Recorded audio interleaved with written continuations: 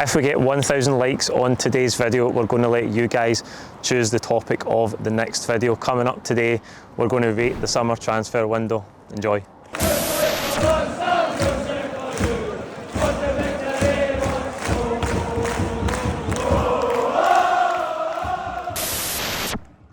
What's happening, folks? Welcome back to the channel. We're here at Celtic Park with another bonus international break video. I've got Callum with me. We're going to go through the summer transfer window now that it's shut.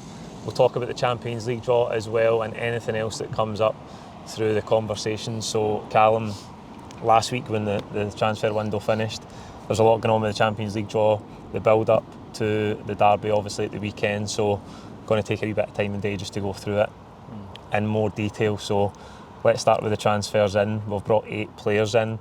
We've spent £32 million, believe it or no. Just start with your initial thoughts on it, on the business that got done. I think it's a lot better now than it felt probably 2 weeks ago around Displace.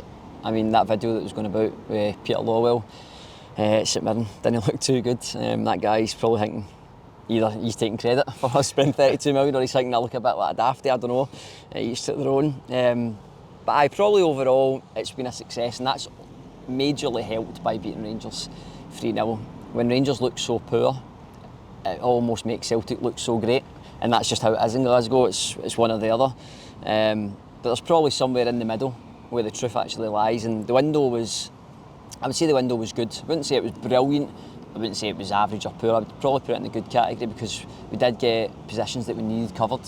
The one for me was left back. Greg Taylor's been incredible so far this season. He's been really, really good. Obviously the acid test is in Europe, and can he do it at that level? Because it always feels like he gets a little bit picked on by supporters. That's me including. I pick on him at times as well. But because of his physicality, sometimes teams target him in Europe. Europe and these massive teams like Leipzig, Dortmund, they all seem to have a real big physicality. Every player feels as if they're over 6 foot and broad shoulders. And me, Taylor's obviously quite a small physique. But I'm glad that we got the boy from Barcelona, Alex Valle. I'm glad that we got him in. Probably a little bit inexperienced, but he'll come along and he'll be good enough to give Taylor a rest from... You know that somebody coming from Barcelona is going to be brilliant technically. Technically it should be good. Who's the last player that we got? Barcelona. Is it? Was it Mark Rosas?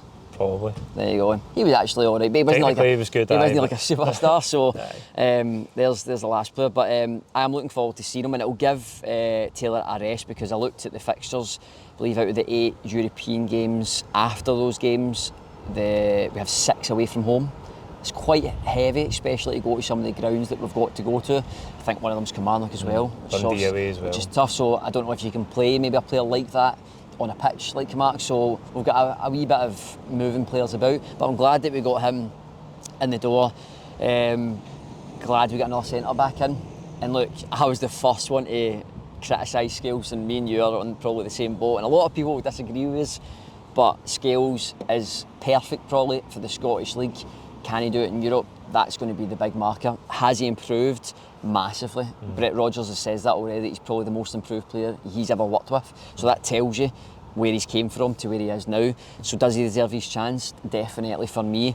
And obviously having Bratislava, which we'll touch on, as the first game, it'll give him a real good barometer to see where he is. But again, they're not the highest benchmark that we're going to face. If anything, they're probably the lowest. With all respect to them. So I like some players that we get in, I'm quite happy with. Maybe some areas I wish that we maybe got, especially out wide. Out wide feels a little bit vulnerable if Maeda gets injured. And he is prone to a little injury here there because he puts so much work in. He's obviously, with hamstrings injuries, it's quite prone to him. Forrest, with a certain age, can he play week in, week out, but he's still a great attribute player that we have in our squad. So probably if I was being really picky, probably out wide would be the one that I wanted someone in. Yep, so let's have a look. You can see on the screen now the list of everybody that we got in the door, Callum. So obviously we start with the 2 goalkeepers. They were the first 2 deals that got done this summer. I actually thought initially, I know we went on to lose Benjamin Siegrist, but I thought initially we might only bring in 1 goalkeeper to replace Joe Hart, and then maybe bring somebody up for the B team or the youth team to sort of be the 3rd choice goalkeeper. But we brought in Sinisalo from Aston Villa, Kasper Schmeichel on a free transfer. We've talked a lot about Kasper in terms of his distribution, how he's helped the team. But I think you see again here at the weekend, when he's called upon to make saves as well, he can do that. Aye, Kasper's obviously the one that we'll talk about, because I don't actually know too much about Sinisalo. Was he on loan Exeter last season? And he actually done really good apparently, but again, that's that level and you just don't know.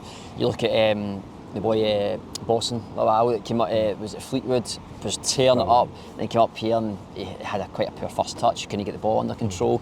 I remember watching the game against Ayr, and he was alright in spells, but you just knew he probably couldn't get to that level, and that's why we've obviously sold him. So I'm not sure about Sinisalo. He's good to come in and learn off Kasper Schmeichel. Of course he is, he's dead young, so he has so much progression to make, and who else better to learn off of than somebody like Kasper Schmeichel? He's so experienced. And if I'm honest, I don't really remember him being at Anderlecht and looking out for him or whatever. It feels like one of those ones like Simon Mignolet, who's went away and you almost forget about him. You went almost to Nice forget. and then Anderlecht, you almost forget. And then they come back and it's like, oh right, all of a sudden I remember him, Leicester days, everything about him. But he's replacing Joe Hart was so crucial, because we can get it wrong so easily. Look at a couple of years ago with Barkas, like we spent £5 million on him, and then it's just all hell breaks loose. Like, can he catch the cold? Never mind catch a ball. Like, honestly, in a place like here, anyone can catch the cold, so you should be able to catch a ball. So it just shows that how crucial it is to get that position right. And look, he is older. We've signed a goalkeeper that when Joe Hart's retired at his age, we've now signed one. Like, he's only got a year's deal with an option of another year, but he's crucial. Like, you see the save against McCausland right at the end, and if anything, nobody would have really moaned if it went in, because it's 3-1, 92nd minute. Who cares? The game's done. But he cares, and it shows you at his age that he's still got it. He can get out, he spread himself really quickly, and it's actually a really sitter for McCausland, because he should either put it either side of him, but he comes out and smothers it really well. So Schmeichel's really important, especially for the back line, to help them as well, especially if you're talking like sometimes Arthur Johnson came out and it's Ralston, so you've got Ralston, who again feels like he's mid-30s because he's been here for so long, but he's not young, but he's somewhere in the middle of there. But he's not massively experienced. So if you're playing Ralston and Alex at left back, or like away from Alex, say for example, if we get injuries, having Kasper there to help them get through a game might be absolutely crucial. And also we see Carter Vickers walking away from the stadium with the boot on his leg, so we don't know what that is, don't know how long that will be. So having somebody really experienced, with all his years in the Premier League, working with Rodgers as well, just feels like a really good fit, and it feels like it's the perfect fit for where we are right now at the time. So he's massive, and again, Sinisalo can learn a lot from him probably. Aye, absolutely. I think the leadership as well and the experience in terms of replacing Joe Hart as a figure in the dressing room is the main thing. That was the hardest thing to replace. We could maybe have got another good goalkeeper, but getting somebody who was as big a character and as big a presence as Joe Hart was going to be the challenge, and I think we've found that with Kasper Schmeichel. Next up's Bernardo and Ida, obviously making their loan moves permanently, eventually, especially in Ida's case, paying 8.5 plus the add-ons to 9.5. But I think Paulo Bernardo, we'll go on to talk about Engels and McCowan coming in, but Paulo Bernardo, 3.5 million, we got that deal down to.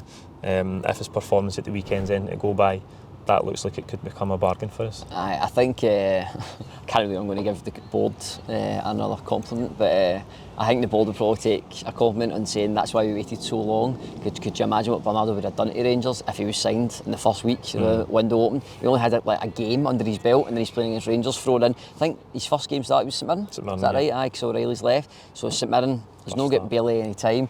And obviously, I'm not going to go into it too much, but I am going to dip into that a wee bit because I enjoyed it.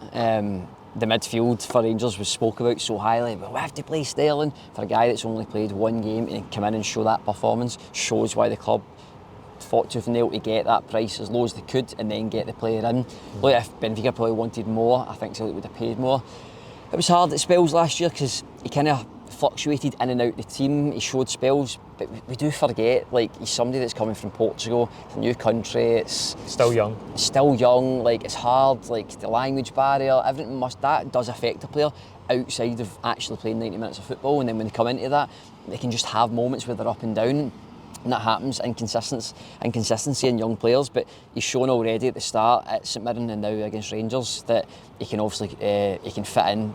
Can he overtake O'Reilly? Who knows, but that's the model of the club. That's what we try to do with players, and we've got a good history of actually doing that. So hopefully he can take his opportunity, and for me, I would start him again when we come back against Hearts.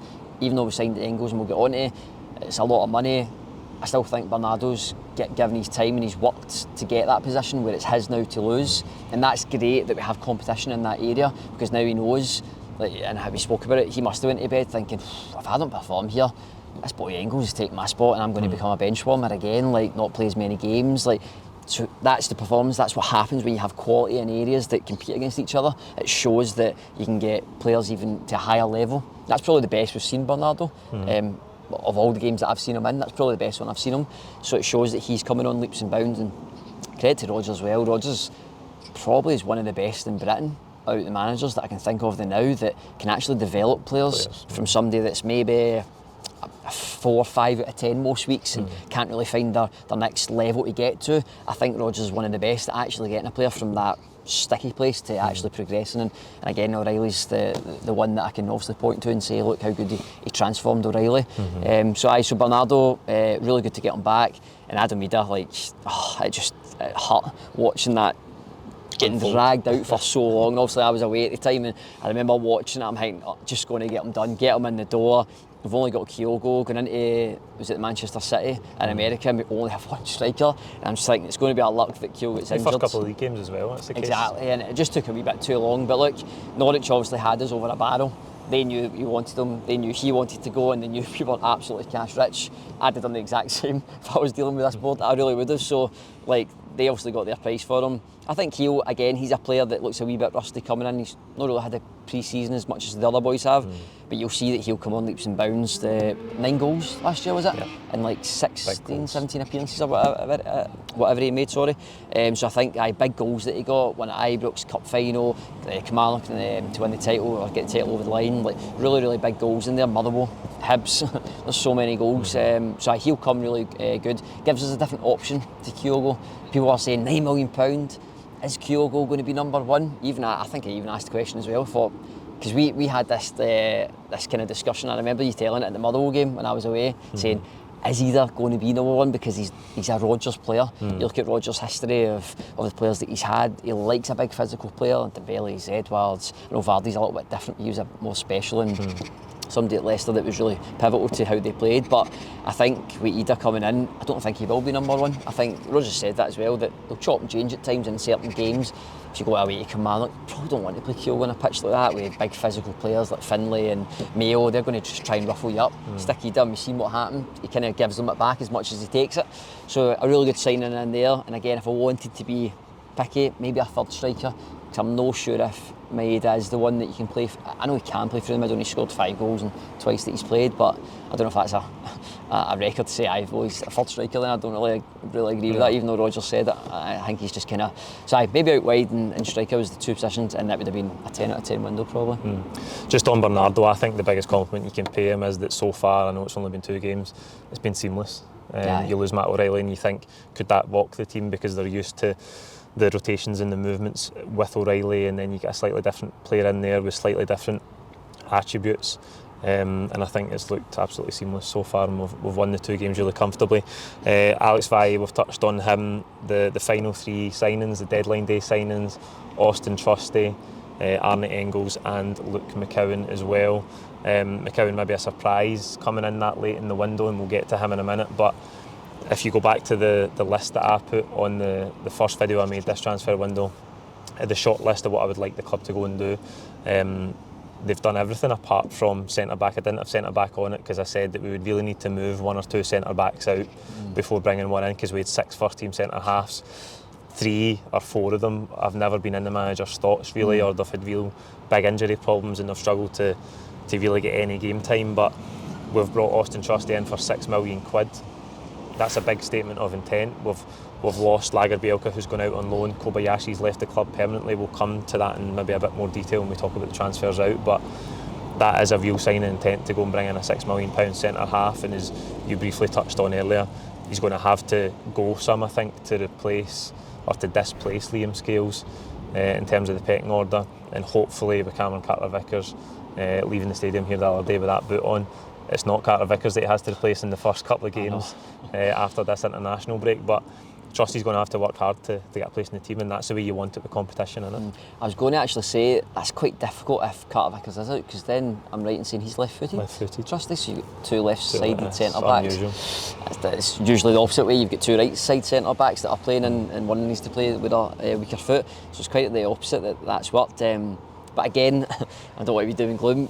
Just because we've spent $6 million, I don't know if it means that he's a starter.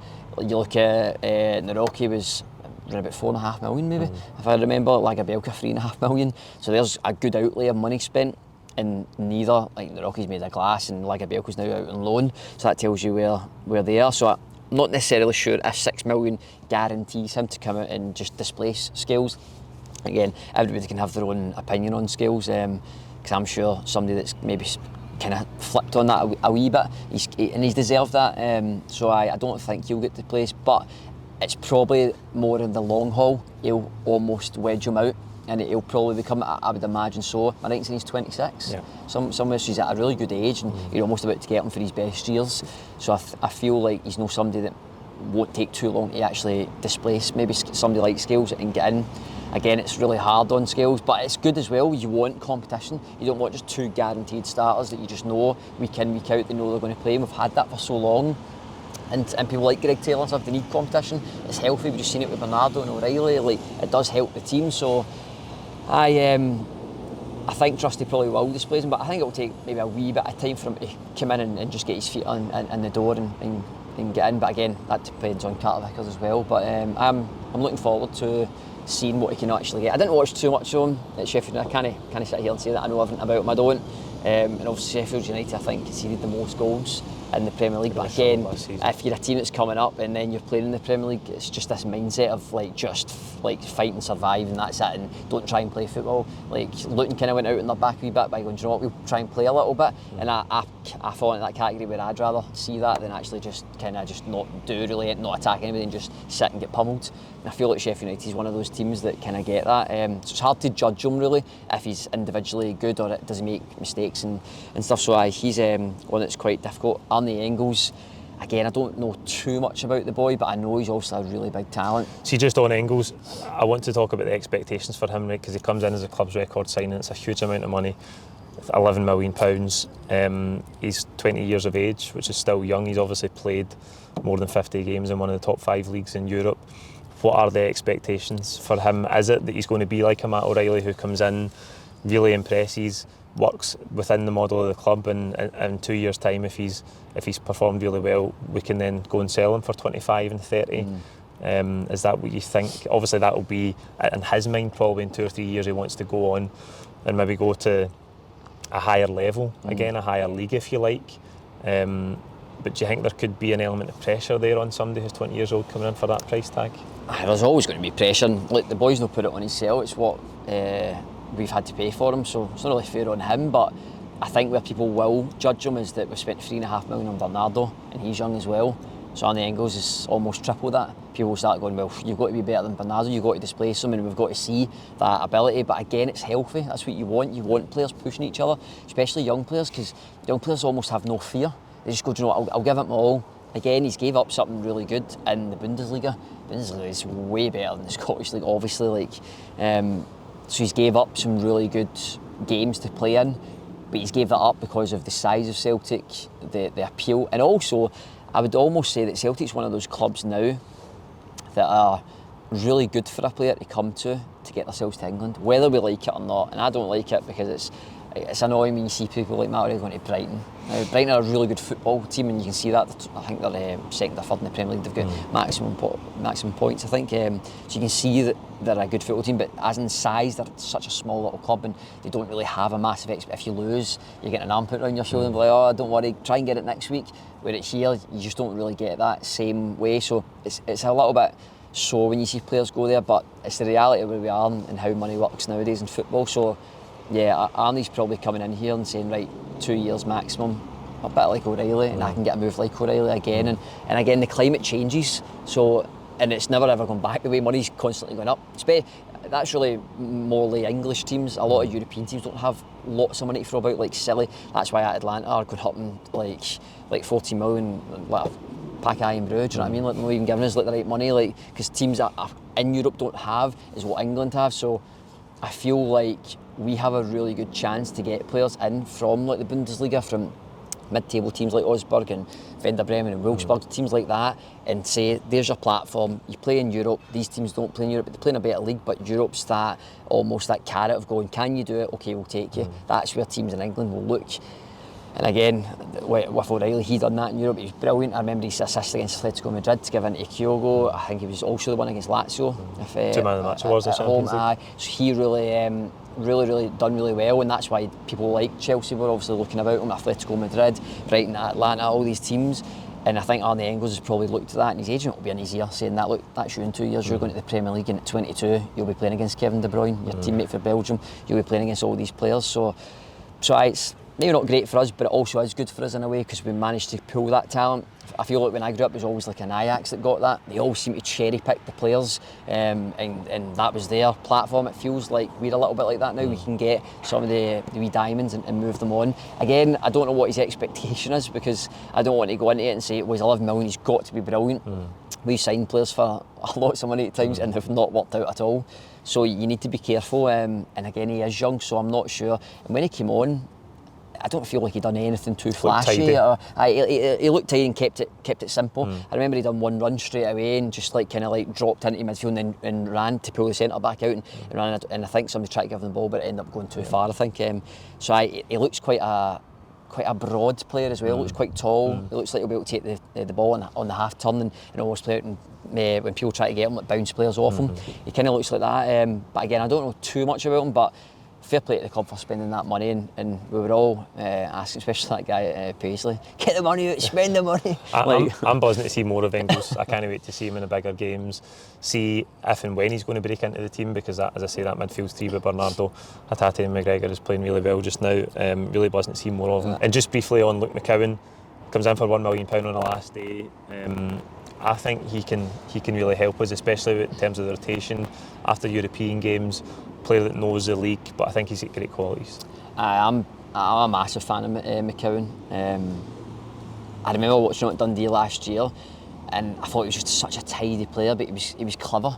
You know, he's not the biggest player, he's not got the broadest shoulders, he kind of shove somebody out the way, but he's almost nippy. He'll get in at your heels, and he's got a bit of pace to him. He's got composure, and especially like Dundee and what Tony Docherty's actually done with Dundee is fairly remarkable. I know their budgets, right, because obviously the whole pitch tobacco and all that, and they've spent money on getting loans in, but he actually took them at a level that I didn't think Dundee could probably get to, and obviously McCowan was a massive part of that, being the captain, leading them.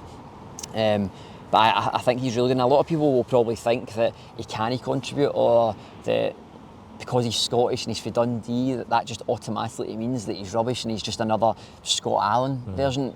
Personally, I don't see that. I see somebody that can play.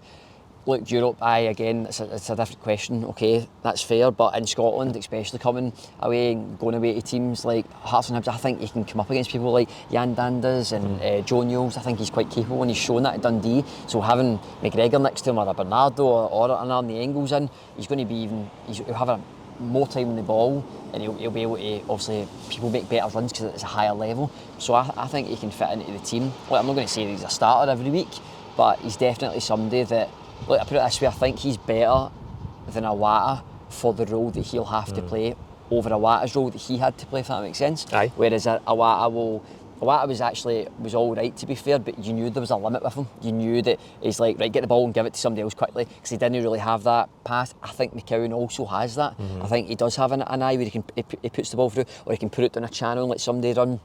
So I think he's an improvement on Awata for that role that he's going to play, but he's not going to play a major role, but he will come in and play a decent role. So I think that's a good signing. Aye, absolutely, I agree. Next up, transfers out. So you can see everybody that left the club, bar the players that left on loan. All the permanent transfers out. You can see on your screen now, obviously Matt O'Reilly's the big one, makes up the chunk of the incoming money, Callum, but you're talking almost £36 million brought in for transfers. We have managed to get rid of a lot of the fringe players, a lot of the deadwood, if you like, players that couldn't get in the manager's thoughts. If you go back to last season, we bring in the 9 players, 7 or 8 permanent transfers, and none of them have really managed, other than Palma, none of them have really managed to get a good chunk of game time. there was a lot of players even left over from Angie's time at the club as well that couldn't get a look in. That meant the squad was really big, quite bloated for Brendan Rodgers to deal with on a daily basis. And you look at the likes of Haksabanovic, Mikey Johnston, even Bosan Lawal, who was on the fringes of it in pre-season. We've moved him on for £2 million, which is a really good fee for somebody who's barely played any first team football. So I think we've done really good business going out. We've made good money, but most importantly for Brendan Rodgers, he's got a much trimmer squad and less fringe players that he has to deal with on a daily basis, and hopefully that can make his job easier on the training pitch. I'm expecting as a manager, you probably want to go in and have your main 11 that you're going to pick most weeks, but then you're probably wanting, nowadays you're wanting 4 or 5, maybe 6 of being able to go, you come out and you go in and that's it, seamless. You don't even need to do it, you don't need to explain what the role is. And again, that's me touching on McCowan. I think that you get that almost similar when you can take somebody out and put him in, and a Bernardo as well. I think you'll be glad to get like Des with like Kobayashi. We knew for over a year and a half, 2 years, that he just wasn't good enough. He wasn't good enough under Ange Postecoglou, and that feels like so long ago now. Yet they're still taking money out of the club. So I know people say spend the money, get the money, but Celtic work in a way that they're always a net profit. Always. When was the last time we spent where it was almost we didn't have a net profit? It was like we spent more money than what we brought in. It always seems to be the opposite way, and that's healthy. Not complaining at all, and it's only healthy. But when you're adding it like this window and not like last year's window was just an absolute nightmare. And Rodgers coming into it, I remember his interview and he was saying like, "Oh, the recruitment's really good, and I'm liking what I'm seeing." He must have got a right fright when he's seen the players coming in that door. Again, getting rid of Haksabanovic, Mikey Johnston, like it's actually good that we're getting £2.5-3 million for Mikey. Like it just didn't work for him, and I wish him all the best. Like he did take lots of like dog's abuse at times, like here. And he's probably got that because of he's the local lad and he's got to perform, and he was always injured and in and out of teams. And he never really just settled. But look, good luck to him. He got his good money. He got his good money, £3 million for coming through the academy. That's kind of what we're wanting more of, because we feel like we're losing players like Ben Dokes. Do you know what I mean? Daniel Kelly's moving to Millwall, so 400 grand. Moko Vata went. That was training compensation, maybe 237. So and then you're looking. That's what you're wanting now. You're wanting people like Boston and Mikey that are moving for £6 million altogether. They two are out the door. £6 million is a lot of money. It's getting you they two out that aren't contributing, and getting somebody like Trusty in that over a longer piece you're wanting them to also be a key player. So it's really good business that way. And again, it helps Rodgers work with the group that he wants to work with. See that going into training every day, and you've got people there that you know aren't going to play. They know they're not going to play, and they also know they're just almost kicking about for no reason. They just know it must be a pain. Bad for everybody else's morale as well if they're to be fair, Rodgers did say that most of them are brilliant professionals and they didn't sulk, but ultimately players aren't happy when they're not playing, so the less of them you have the better. Exactly, and also one of the sulkers was Haksabanovic. His attitude just wasn't good enough for this club, and again that's also now at Malmo. We were touching on it, he's got like 20 odd minutes since he's moved to Malmo. He's got barely any time, so that shows you where his attitude. So it's good to get players like that out the door, and it's just better for Rodgers to work with the team that he wants to work with, and it just feels like it's more of an oiled machine, and it just works. It just seems to tick over, and you can see that on the results that we're getting. Everybody, there's a real good, happy feeling about the club. Everybody's swinging in the right way, we're moving in the right direction. And it just feels like a really good position to be in compared to last summer. Felt a very vulnerable one, going, oh, is he going to work? Is he going to work? I don't know, he looks all right. And then after maybe October, you knew that was a terrible window that we just had. Only Palmer was maybe like on 17 goals and assists at that point, like on December time I think he was. It was the only one that was a standout, going, oh, what have we done here? So you can see now that going into these games, we're also touching the Champions League, we know we're in a good place and we're confident and we know what we need to do. So I think we're probably in as good a place as we could be. Just before we come to the Champions League, I just want to touch on the culture there. When you're talking about somebody like Haksabanovic, it's so important that the club deal with those things and like nip it in the bud and don't let players like that hang about. I think it was really important when we had that situation with him back at the start of last season that Brendan Rodgers thought, you know what, it's best that we move him on because we can't have somebody with a bad attitude. That's so important to protecting the culture, so important for keeping the spirit in the squad and keeping the togetherness, and I think they dealt with that really well. Moving on to the Champions League, which was a good link there. We start second game back after this international break at home to Slovan Bratislava. It's the lowest ranked club we'll face, so technically on paper the easiest fixture. I know we need to be careful with that because we don't want to we don't want it to come back to bite us and like underestimate them in any way, but that's a huge opportunity for us to get points on the board. If you look at the fixtures after that, we've got Dortmund away, we've got Atalanta, we've got Leipzig at home, so that first game is a massive chance for us, isn't it? It almost feels as if you don't get 3 points in that first game. It almost like to climb, football's amazing because it just like it swings in pure emotion, like, and you can be so high and then get so low, and that's what every manager says, like, you never get too high, you never get too low. He's trying to stay in the middle part, so you know when the lows come, they're not feeling as low, and with the highs. Look, I look at it as, I think Rodgers has got a bit of pressure on him. I really do. This is now going to be his 4th campaign in the Champions League. He had 2 in the previous stint, and now he's also had 1 last year. Now this will be his 4th one at it. So I think he's under a bit of pressure to do well. I thought we actually done all right last year, considering the window that we had. Yet to pick up 4 points, and some of the performances were all right. We just weren't really there. Just final wee detail. We just couldn't get over the line. Again, Lazio, for example, at home, it was just so unfortunate that we almost went, you know what, we're going to go for it. Because if we don't, a draw's no use to us anyway. So we're going to go, and we end up getting sucker punched off the smallest guy in probably like Europe, Pedro, like scoring ahead, like just typical, isn't it? But I'm not going to walk away from here and be too overly annoyed at that. We went for it, and like, you get sucker punched at the end. That's fine. But I think coming up against Feyenoord, who were really good last year, and obviously losing Arne slot, and that shows you how good they were. That Liverpool have went and took their manager, so it shows actually how good Feyenoord were. We were up against them for 3rd place, and it was difficult. They only got 2 more points than us, but again, they competed against Atletico Madrid and Lazio, and again, so did we. I thought the game in Rome wasn't. I didn't think it was like a battering. It was 2 late goals for Ciro Immobile that came on and changed the game for them. So I think that experience now with that squad, I think now we're in a better position, a stronger squad. That should almost take us on. And then you're playing Slovene Bratislava, with all due respect, they're no Atletico Madrid at Parkhead. Like, we were able to take them for 40-50 minutes before they end up taking the ball and going, right, it's our turn.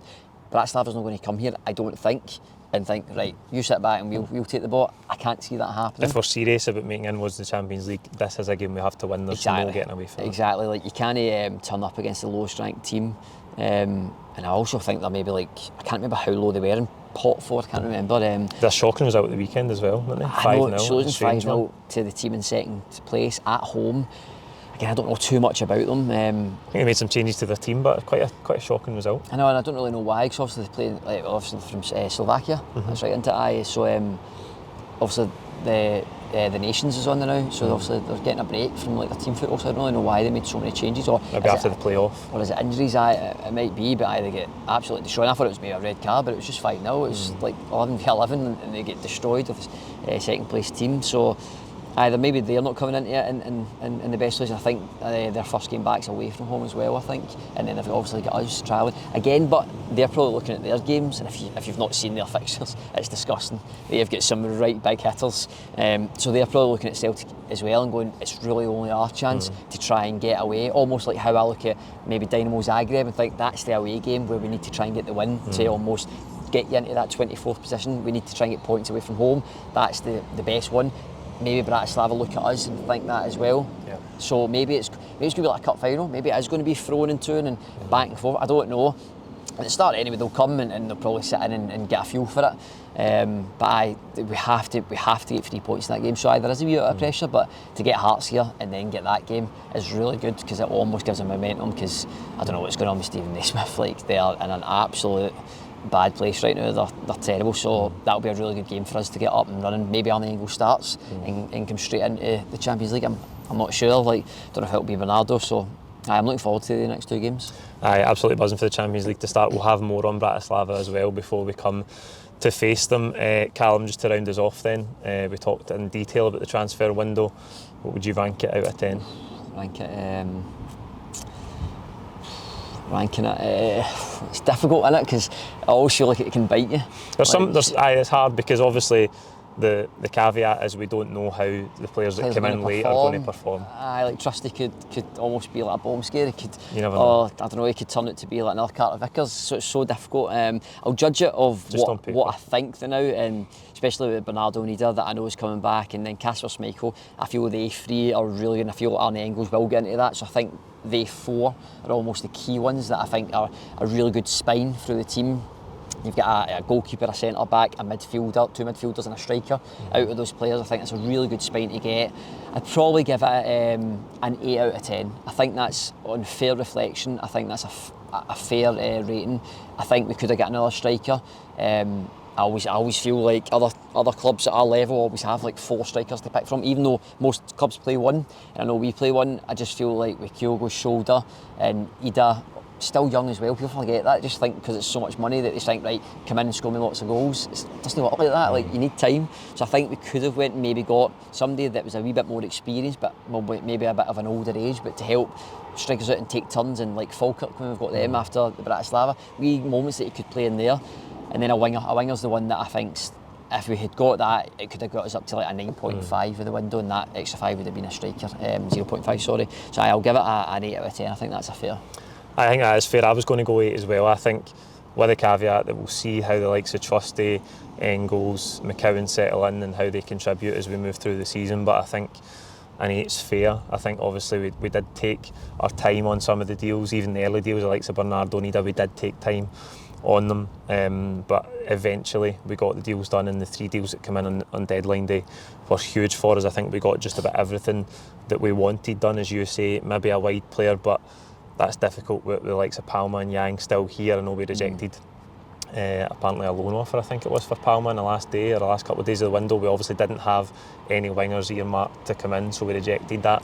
I think that's the only position we maybe didn't get one in, but I think 8's fair. I think it could go to a 9 if these 3 deadline day players come in and they're absolutely brilliant. It could definitely go to a 9, and then you never know how they're going to perform. I think just quickly that I'm one of the fans that gets furious with the board at times, and it can be difficult. But I think you do need to give them credit. And look, we were all singing for the same hymn sheet at one point, the fans, I'm meaning, and saying get players signed. What is taking so long?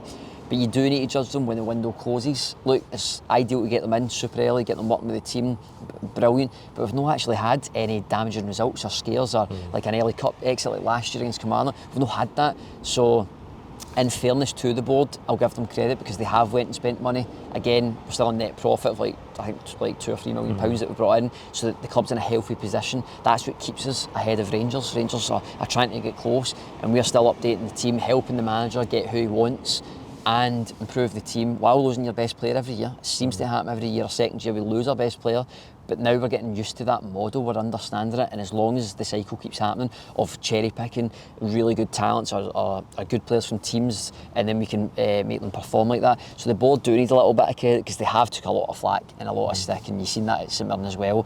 So I think you're talking about the wingers quickly, is that Palma and Yang, I think the board probably would have wanted maybe they 2 to go out and get 1 in, and that's trimming the squad. We've trimmed it in quite a few areas like that when we spoke about it. I think that would have been ideal. It's hard in the last day to get rid of these 2 players, get them out the door, and then obviously bring in 1 winger. So that's why I give it an 8 out of 10. It's difficult, and I don't expect it to be a 10 out of 10 every summer. It can't be. But as long as we're hitting that 7, 8 out of 10 every summer, to me that feels like we'll always be in a good place. And when you're in a good place, it means that Rangers are in a bad place. That's a good way to finish, mate. That is it from Celtic Park. You can let us know how you rate the window out of 10 in the comments below. Like the video. Please don't forget to subscribe, and we'll see you very soon. Thank you.